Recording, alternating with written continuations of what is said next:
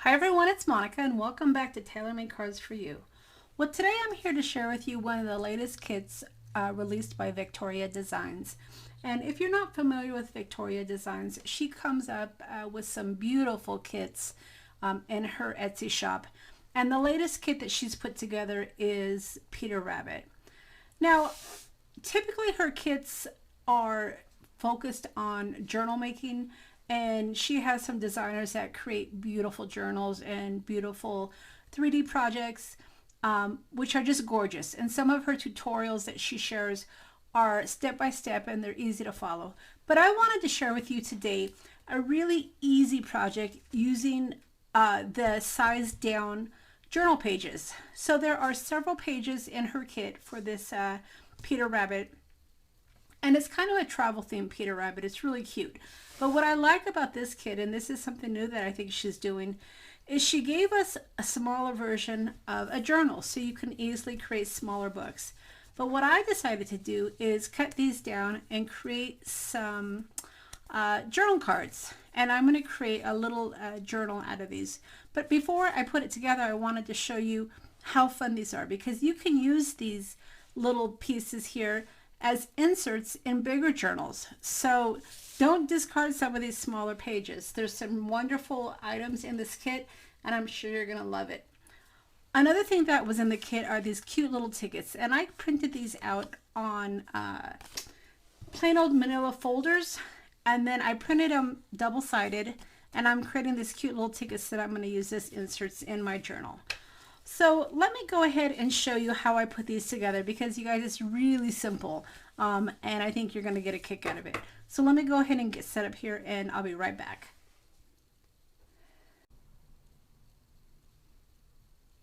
Okay, so like I said, I use manila folders, and I get these at the thrift store. You can get piles of them really cheaply. A lot of people donate these, but I find that they're great for crafting.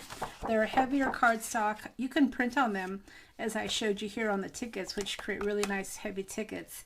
And then you can also use them as layers. So the way that I do these, and as you can see, they're double-sided. Sometimes my ink printer prints out better on thinner paper, but I still want to have back-to-back images. And I didn't necessarily want to do double-sided like I did on these with the thicker cardstock, just because that's a lot of ink on one piece of paper. It probably would be fine, but I'm just kind of weird that way. So the way that I put these together is I'm using double-sided tape, and this works great. I love double-sided tape. And all I'm doing here is I get the big rolls that's thicker, and I'll make sure that I link where you can find this, because it is awesome. I love it for my crafting. And then all I do is just add it to my image. And I usually leave some borders here because it's easier to cut on non-sticky paper rather than sticky paper. And then I'll trim it down once I get it away from my tape. All right, so now I have a piece of paper here that has double-sided tape, and I'm going to go ahead and trim it down just for easier use. And I'm just using some really heavy-duty scissors here, making sure that I am paying attention to my lines, so that way my journal pages will all be the same size.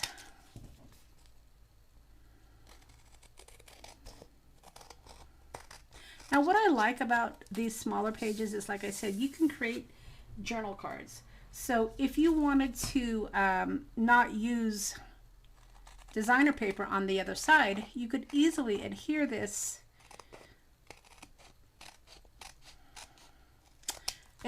to your manila folders and then not put anything on the other side. But since I'm creating a little book, I want to have images on both sides.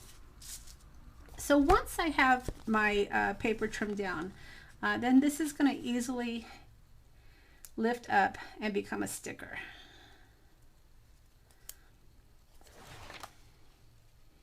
And then from here, all I do is just add it to my manila folder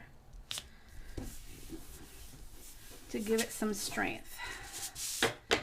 And then I can just come in and trim it down.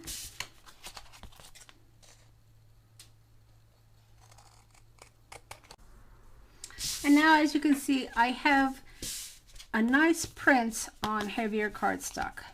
Now, like I said, you can stop here and this creates a really fun journal card, but I want to add paper on the back side. So in her kit, she also has paper that's 8.5 by 11 full sheets, but I'm just going to use part of this. So the way that my printer prints, it does give me a border. So when I am adding these, I want to make sure I don't put it all the way to the edge because of course I don't want that white edge to be on my paper. Now for this, rather than using the double-sided tape, I just use my 3-in-1 beacon because this works, it works just fine. And I'm just going to generously add my glue. The one thing that you want to be careful of is when you're using glue is when you are adding it to a heavier cardstock, you want to make sure that it adheres completely. And you might wonder why I don't use my double-sided tape on this side as well. And I could easily, but with the smaller portions, when I'm cutting this tape, if I don't have a white border, sometimes it sticks to my scissors and it gets all gooey. So I find that I just find it easier to use my glue. And as you can see, I'm making sure I have glue on all of the surface of the back side, and that's why I'm kind of moving it down a little bit, up and down, to make sure that I get glue all over my journal card. And then I'll do the same thing on this one as well. Okay, and now as you can see, I have double-sided cards here. Now on my original ones, I rounded the corner, and what I use for that is this heavy-duty corner chomper. So let me go ahead and just round these corners so that way my cards are all consistent. And then I'm going to show you how I put them together.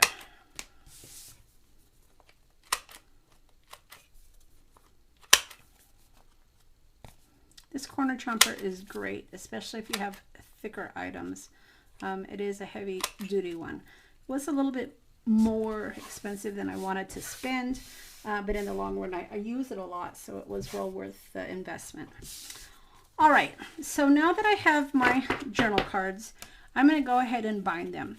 Now I've shared this technique with you before, but I thought it would be really cute for this little Peter Rabbit, so we're going to do it again. And the tape, the washi tape that I chose to use were these tickets because I thought it would be kind of fun for a travel theme, and the paper does kind of coordinate with the washi tape. Okay, so the first thing you're going to need to do is figure out what you want on your top page. And of course I don't know. Let's see, what do I have here?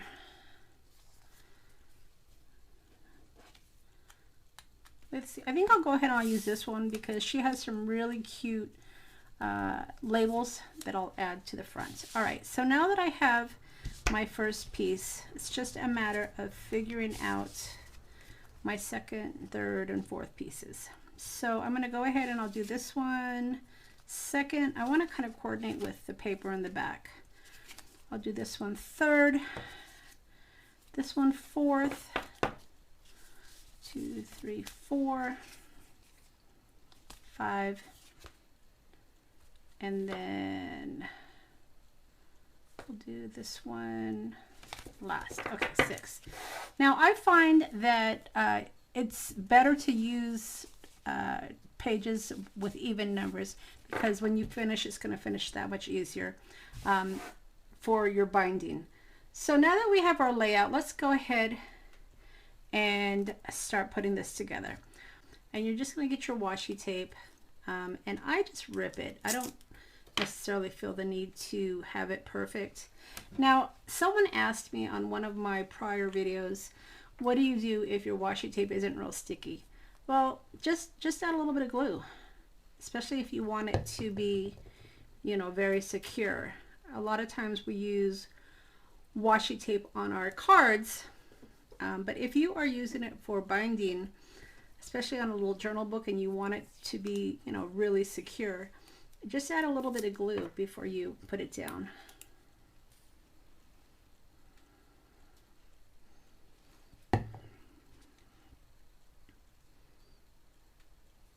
All right.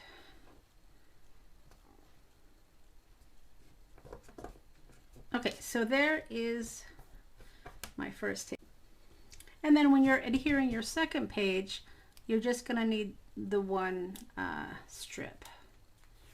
So let me go ahead and just cut it, kind of ripped it there, so I'm going to go ahead and trim that. I like my edges to be raw, so after I had cut it, I went ahead and I tore it again. And I'm going to just put a little bit of glue and add my tape. Okay, now go ahead and flip it over, and then again, if you need to, add your glue to help make your washi tape a little bit stronger. Make sure your cards are straight, and then just flip over your washi tape. It's as easy as that.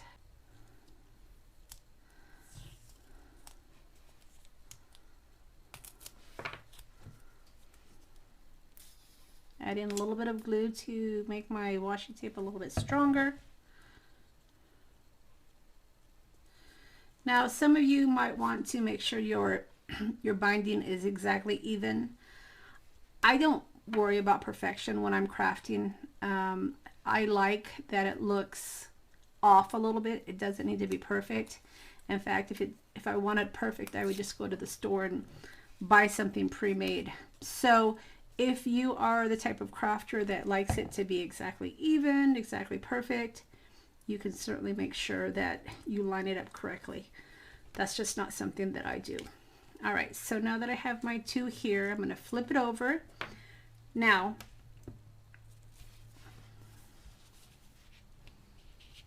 did I mess up? No, that's right. Okay.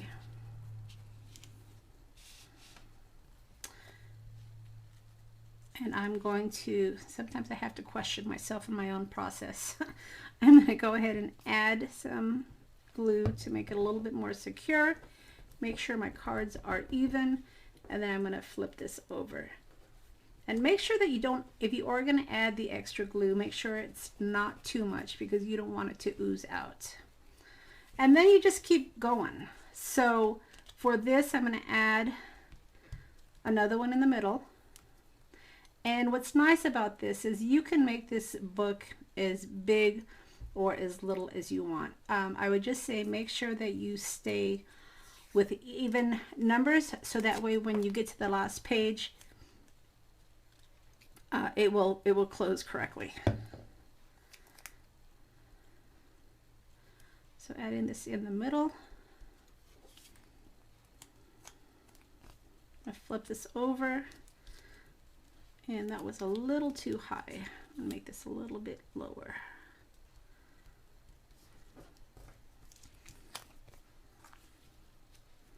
All right, and then I'm going to add these. Now, I don't think I need this much washi tape, so I'm going to just tear off some of this.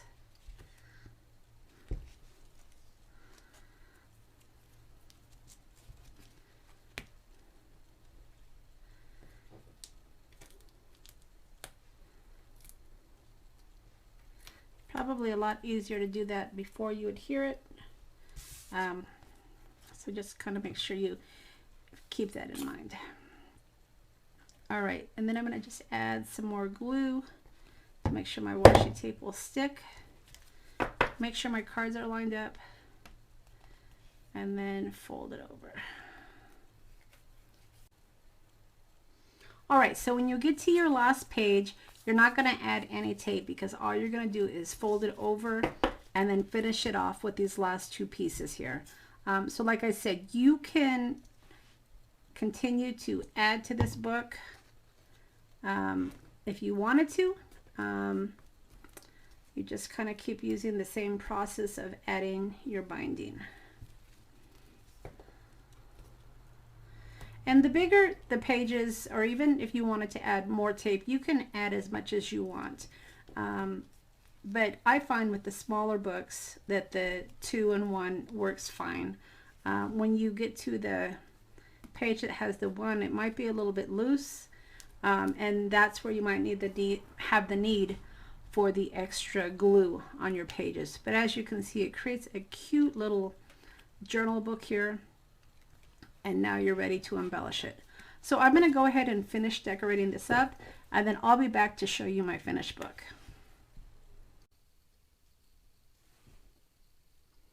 Okay, so let me go ahead and show you my completed book. So I ended up using the tickets as little tabs to be able to turn my pages, and then I also had a metal element here. Now most of the items are from the actual kit, but some of the items I found in my stash. A lot of the ephemera pieces that I used were bigger, so I had to either cut them down or resize them, because a lot of the ephemera pieces are for the bigger journals, but you can certainly manipulate them to make them work for a smaller journal, as I did. All right, so let's go ahead and do a flip through. Now the first page is one of the labels, and I added observations, so it says Journey Observations here. And then I added a couple of ephemera pieces on the, just for the background. And then I can go ahead and turn it. I created a little pocket here, and I have some of the ephemera pieces. Like I said, some of the pieces I cut down so they would fit into my journal. And then this is where the tickets come into play. I did create a little tuck here, but I wanted something a little bit more substantial, so that's why I decided to go ahead and add the paper clips. Plus, I think the mini paper clips are cute. But that will at least help the tag to stay in place, and when you turn it, it doesn't flip up. So that was just something that I added. So my first page turns with my ticket, and then I have another ephemera piece right here that I turned into a little pocket, and then I just added a couple of the smaller ephemera pieces here. All right, and then the next page here, again, another ticket for a turn with a little piece that I can fit under. And what's nice about this, because they're not glued down, you still have the background, so you could do little journal writing or little notes or whatnot. Okay, and then it turns again. I have another pocket. I used the calendar as a little tuck piece to be able to add, again, some more of the ephemera pieces and one of the little stickers. Another turn piece here with the ticket. Oops, I have it stuck. All right. And again, these tickets are removable. I did add some remnant rubs that I had in my stash, just so I could have just little sayings throughout. Turns again. I have another little pocket where I added more of the ephemera pieces that are in the kit. I added a little word snippet here. Since my theme on the book was journey, anytime I saw journey, I thought it was a nice addition for a little saying. I have another little tuck here with my ticket as my turn page, and I have a bigger sticker that I added here. I cut down this page here so I can create my tuck. I just love these letters here. I think they look great. But again, just another ticket for a turn piece. And then I added this page here to have a little journal place. Added the sticker, I had a lovely time. And then for the last page, I ended up just attaching the ticket here. I didn't want to cover this. I thought the graphic was really pretty, so I went ahead and I just kept it as it was. I added a little metal element for the book, and then the last page I just added identification check with a number here, and then I added this piece, and that's it. So as you can see, it turned out really cute. I'm really pleased with it. But you can do this with any journal cards. So VectoriaDesigns has tons of graphics in her shop, and this is a project that you can do with any of her graphics. So I hope that you've enjoyed my share here today, and don't forget, if you've liked the video, please give me a thumbs up, and don't forget to subscribe to my channel as well. And then I will also leave a link to VectoriaDesigns shop so you can check out some of her other items that are just gorgeous. You're gonna love them. All right, everybody, thanks so much for stopping by, and we'll see you again next time.